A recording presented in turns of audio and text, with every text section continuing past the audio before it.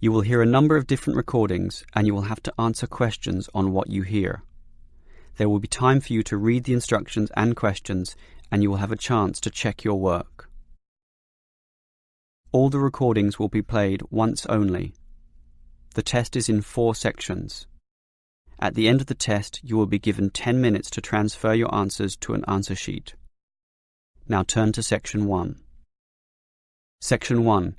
You will hear 2 teachers, Andrew and Katie, discussing the coming excursion of their language class. First, you have some time to look at questions 1 to 6. You will see that there is an example that has been done for you.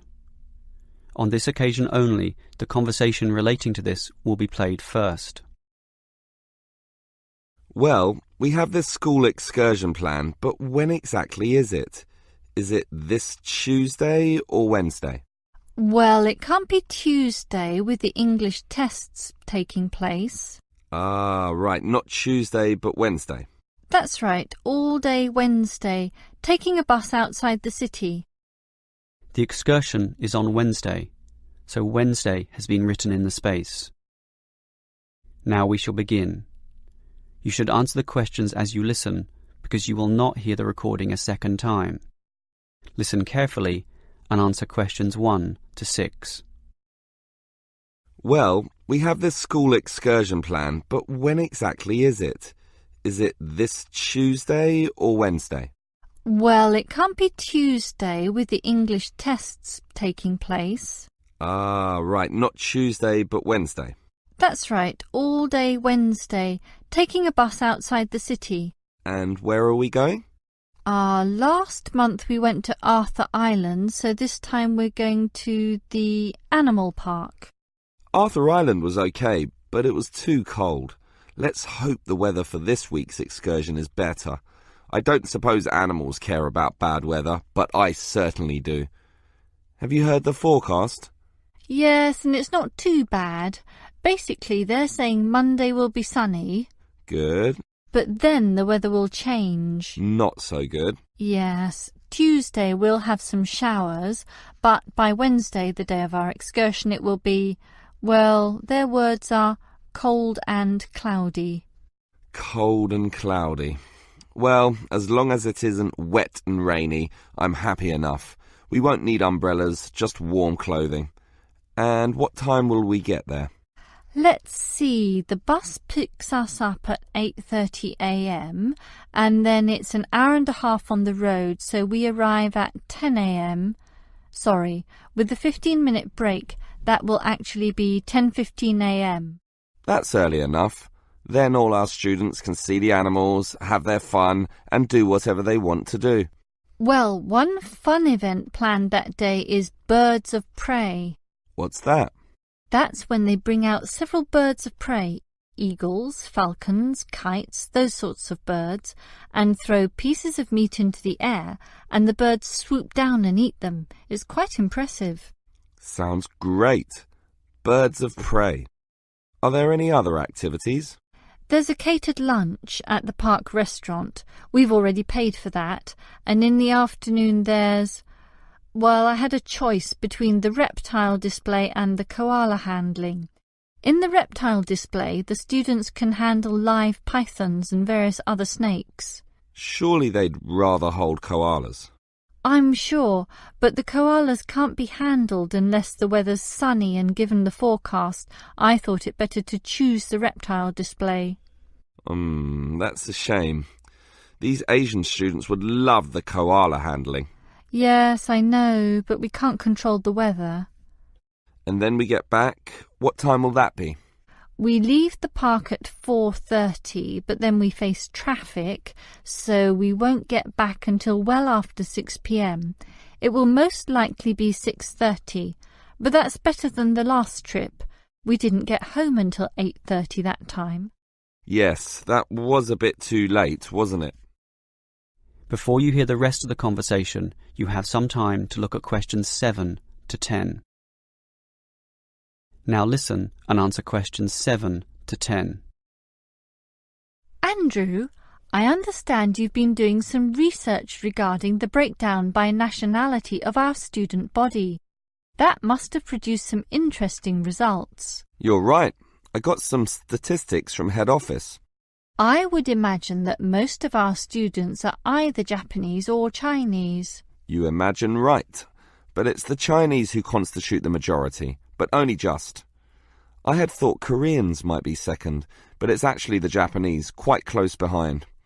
It's somewhat surprising, but obviously all those study tours that our university markets in Japan are bringing in students. What's the breakdown exactly? Japanese are a quarter of the whole, which is considerable. Last year they were only 16%, so that market has grown nicely. The only other proportions of some weight are the Indonesians and Koreans, about the same. Indonesians at 15% and the Koreans are a little higher, not like last year when they were less than 10%. I thought we'd have more Indonesians than Koreans. Well, as I said, they're about the same. Just like the Saudi and Thai student numbers, almost the same also, both just under 10. Which one is bigger? Thai students number just a fraction more. As for the other nationalities, collectively they're only 3%, so it wasn't worth giving each of them a separate category. I just grouped them under other. That's Vietnamese, South American, a couple of Russians, and so on. That is the end of section 1. You now have half a minute to check your answers. Now turn to section 2.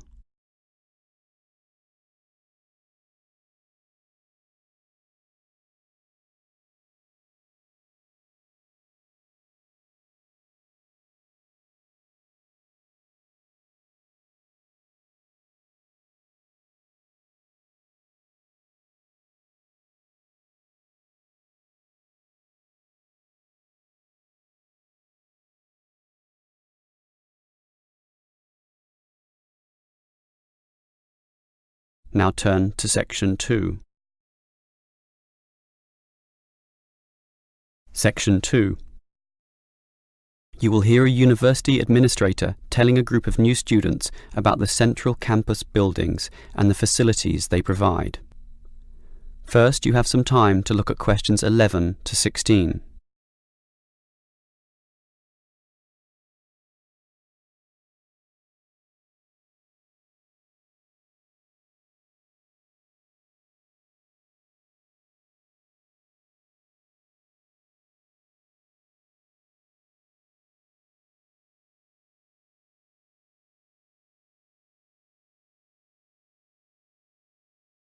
Now listen carefully and answer questions 11 to 16. Welcome everyone to the Brandon Complex, the geographical and, we could say, spiritual heart of this university. This is basically where everyone eats too, as you can see by looking around. There are many different cuisines here, Chinese, Indian and Middle Eastern, plus the usual fare of a local type, all in that corner over there. We have many shops here too, but the biggest is Wilson's, right there, providing clothing and hardware. That's next to all the restaurants. Now, on the opposite side of Wilson's we have 3 shops. The one in the corner there, closest to the restaurants, is for DVDs. Yes, the DVDs are cheap and affordable, and you can also rent DVD players as well. Moving on. In the corner directly opposite Wilson's is the Student Union office. Incidentally, you are all encouraged to join the Student Union, as a Student Union card gives you many benefits, including discounts on basically everything you can buy here at the Brandon Complex. Outside this complex, on the other side of the road, you can just see it from here in fact, is a building that we call by the rather unusual name, the H Building. Next to this, on the other side of some trees along the main road, is the Engineering Institute, but that doesn't have anything to do with the Brandon Complex. One last thing is that just outside this door, near us here, you can see a grassy oval patch. Well, that's the playing field for what we simply call the fitness room, which is alongside. So you can put on some calories here at the restaurants and then burn them off at the fitness room afterwards. Oh, I forgot to mention this shop right here, in the middle, beside the Student Union. It's the bookshop, and as you can see, it's always busy, always popular. You can buy newspapers, magazines, and stationery there, plus a few clothing items as well, just as you can at Wilson's. Why don't you go and take a look right now? Before you hear the rest of the talk, you have some time to look at questions 17 to 20.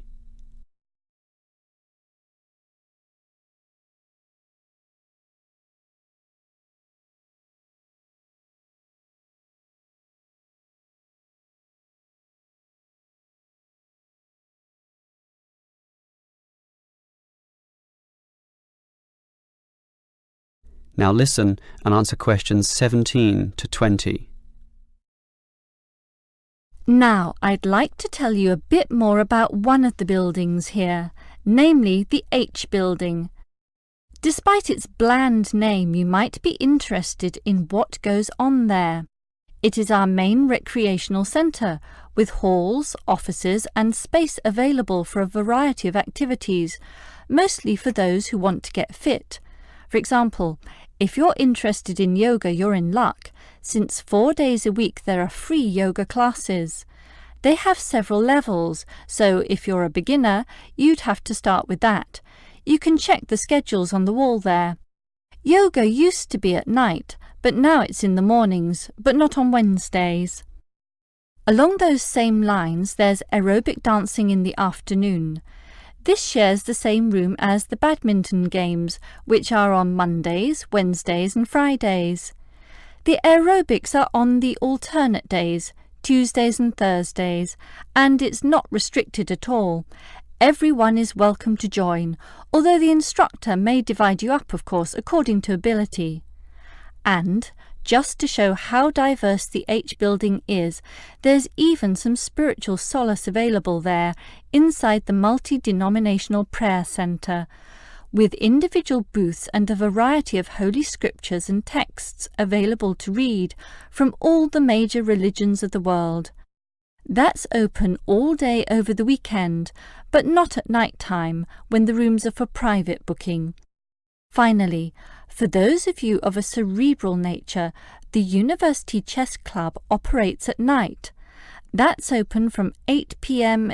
every, is it Wednesday or Monday? No, sorry, Friday. And I think it closes at about 11:30 p.m. So, there's something for everyone in the H building. That is the end of section 2. You now have half a minute to check your answers.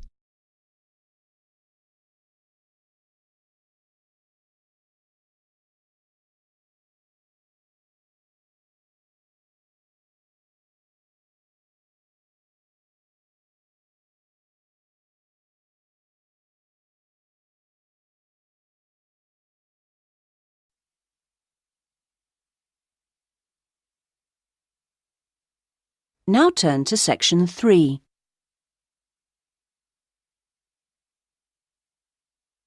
Section 3. You will hear a conversation between an undergraduate student, David, and his tutor, Dr. Smith, about David's plans for doing a master's degree. First, you have some time to look at questions 21 to 26.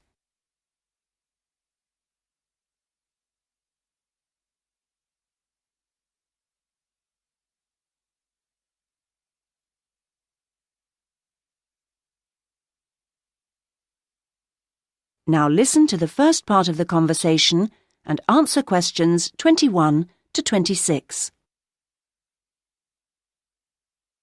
Right. Well, David, I think it's a good idea to talk a little about your plans for going on to do an MA. Now, I understand you're thinking in terms of either Forth College or Haynes College? That's right. Well, so far anyway. No, I think that's a good choice to have narrowed it down to. I'm interested to know how the services to support students work in both places. Yes, I know you've needed to make use of those here in the last year. I have to say I'm not absolutely sure about the situation at Haynes. I expect they're all right, but certainly Forth has a good reputation in that regard. They have a large number of students from abroad, and they have to make sure they're okay. That's reassuring. And then I'll be moving city again, obviously, whichever college I go to, and I hope that the room or flat I could expect would be nice. Very important, yes. These days, actually, all colleges tend to have decent quality rooms or flats for their students, and Forth and Haynes are no exception. Right. Well, what about comparisons on the academic side of things? Well, I know you're an avid user of the limited online provision we have here. I think you'll find Haynes is about as developed, or not, as we are here, and that Forth has developed some pretty impressive stuff, which I'm sure you'd make the most of. Well, I'd certainly try. But that doesn't mean that the more traditional information sources, such as the good old-fashioned library, should be forgotten. No, of course not. While Forth has recently had a very splendid law library opened, that isn't particularly relevant for you, and I think you'd find Haynes' general university and faculty collections better suited to your needs. But that's something you could check for yourself if you visit both places. Which I'm planning to do next month. Good. Now there's the question of the lecturing staff, which is clearly going to be key to your progress. I think you'd find them adequate at Forth. There are some solid people working there, while Haynes have recently taken on some inspirational people, very cutting edge. It's a little hard to judge, though, because as a research student, it's not as if you have teaching all day, every day. No, I guess not. But I'll need to consult. Yes, and on the subject of research, in terms of the college's reputation for results, again, neither place is bad in any way, but I think you'll find, and you can check this on the Research Council's website, that Haynes has consistently scored very well. There's perhaps a little bit of an issue with non-completing doctorate students at Forth. Well, I'll certainly look at the website as you suggest. Fine. Now you have some time to look at questions 27 to 30.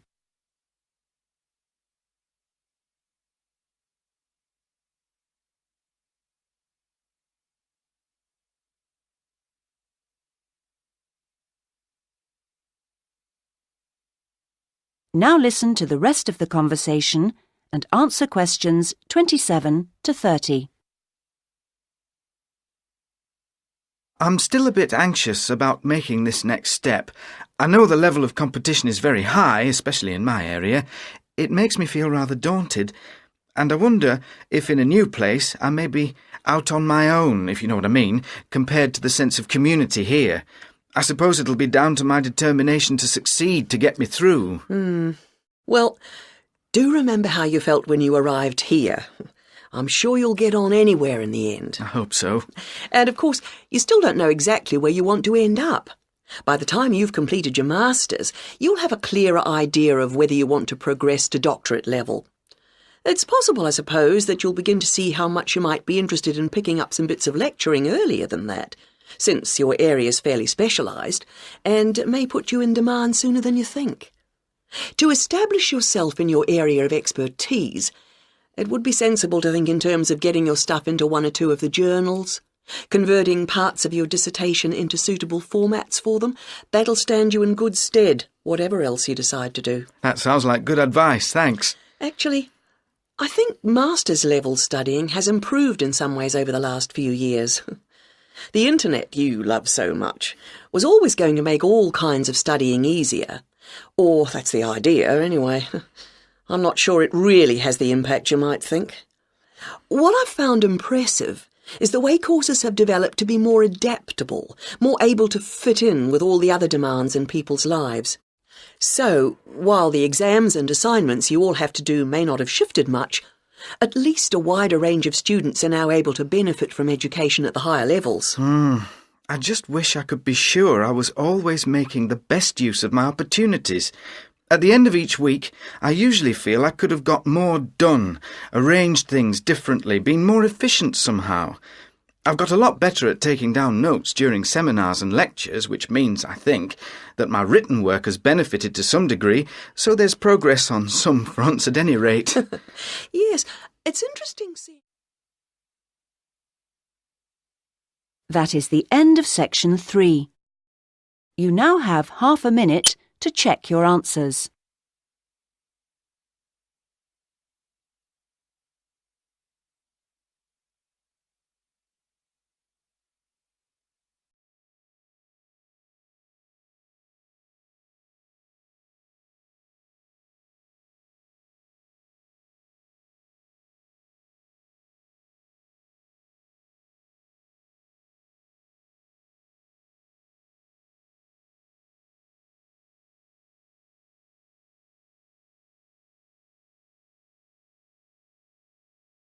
Now turn to Section 4. Section 4. You will hear a geography lecture on the British Isles. First, you have some time to look at questions 31 to 40.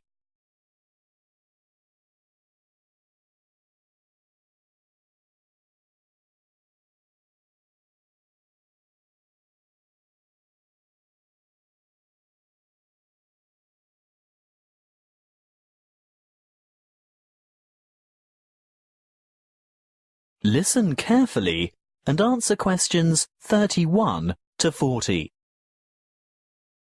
Hello, I'm glad so many of you have turned out to hear what I have to say today about the British Isles, that area of the Eastern Atlantic that we Americans find so confusing. I'm afraid just looking at a map or a page in the atlas doesn't necessarily explain the geographic terminology. In referring to the British Isles, a word of apology for those of you of Irish descent. That is, those whose ancestors come from Ire, the Republic of Ireland. No matter how geographically accurate the place names that I use today are, some of you will be understandably upset to be included in anything termed British. I have a very useful image that might help you differentiate between the various labels that distinguish the political and geographic reality of the so-called British Isles. I want to show you a Venn diagram, which is a mathematical illustration that shows all the possible relationships between sets. Look at this Venn diagram, and you will see that the geographical terminology is in bold, while the political terms are in italics. See here the British Isles in bold and the British Islands in italics. The aim of this lecture is to explain the meanings of and relationships among those terms. In geographical terms, you will see that the British Isles is an archipelago made up of the two large islands of Great Britain and Ireland, and including many smaller surrounding islands. Of course, you can't tell from the Venn diagram the true comparative size of these islands. You'll need to look at the map for that. But take my word for it, Great Britain is the largest island of the archipelago, followed by Ireland, which, in reality, geographically, lies to the west, and there are over 1,000 smaller islands. Now, in political terms, the United Kingdom of Great Britain and Northern Ireland is the constitutional monarchy, which includes the island of Great Britain, some small nearby islands, although not the Isle of Man or the Channel Islands, and the northeastern part of the island of Ireland. Thank goodness it is generally shortened to United Kingdom, the UK, Great Britain, or even the abbreviation GB, although none of these are strictly correct, of course. You'd better listen carefully to the next part, because, I warn you, it is very confusing. Ireland is the name of the sovereign republic occupying the larger part of the island of Ireland.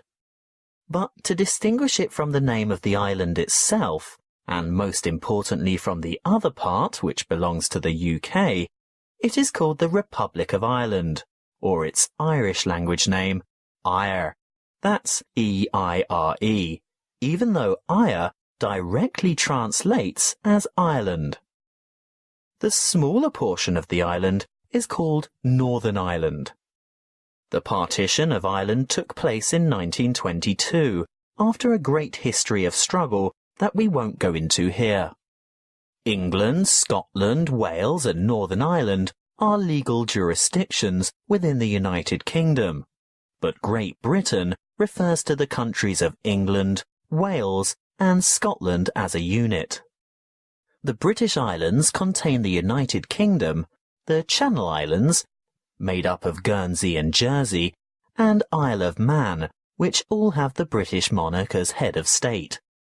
Interestingly, the Isle of Man, although governed as a British Crown dependency, has its own parliament, but relies on the UK for defence and in matters of external relations. So, you've learnt something about the geographical and political confusion surrounding the British Isles. Let's have a look at some of the linguistic confusion. To start with, there isn't an adjective to refer to the United Kingdom, so the term British is generally used. However, that means that citizens of Northern Ireland, although not on the island of Great Britain, still describe themselves as British, because this reflects their political and cultural identity. Irish, in a political sense, refers to the Republic only, so sometimes citizens of Northern Ireland would call themselves Northern Irish as a point of difference. Of course, the Northern in Northern Irish is not completely accurate either, as the most northerly peninsula on the island is in the county of Donegal, which is part of the Republic. OK, we might get in a muddle over the term Irish, but at least Scottish, Welsh and English should be self-explanatory. Apparently not to us Americans, and Europeans are often guilty of this too. We often use the term English incorrectly to mean British. I'd have to be the first to admit to calling my Welsh colleague English, which really gets his heckles up. He is Welsh, he tells me, and he may also be British, but he is definitely not English. Just one more thing. What is the British Commonwealth? It's a voluntary association of independent states, many of which were former British colonies. In fact, what was primarily the old British Empire. However, it's no longer known as the British Commonwealth, but is now called the Commonwealth of Nations instead, presumably because current members do not want to remember the old colonial ties. That is the end of section 4. You now have half a minute to check your answers.